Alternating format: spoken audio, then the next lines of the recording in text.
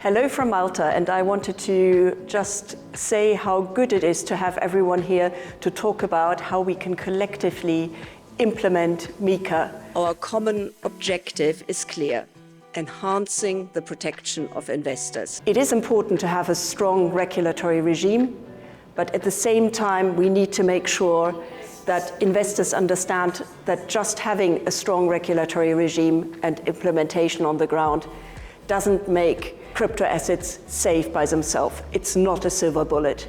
You need to be careful when you engage in this market. Investors should continue to protect themselves from scams, especially when they venture into the decentralized corners of the market that MiCA cannot reach. We also wanted to send some messages to member states. It's important that they designate the national authority for them to be able to actually get on with the implementation. But it will also require a stringent and proactive approach to supervision and enforcement, and convergence among the supervisory authorities, even before MiCA applies. And finally, and by no means least, I also wanted to send a message to the industry. This is about making sure that if you operate in Europe, you're committed to operating within the regulatory regime. Malta is one of the first jurisdictions who has implemented a regulatory framework for crypto assets. And we are very proud today to be able to share this experience that we have gained over the years with our fellow European regulators and with the landscape in general.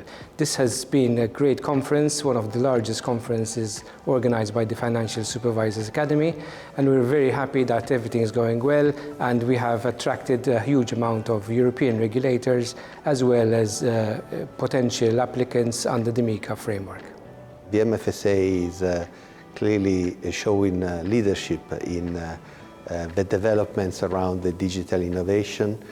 I think that is an area where collectively, as regulators, we have to do our job. Of course, we have to accompany the industry and the stakeholders, including the investors, because they need to better understand the risks that are involved in these new activities and products.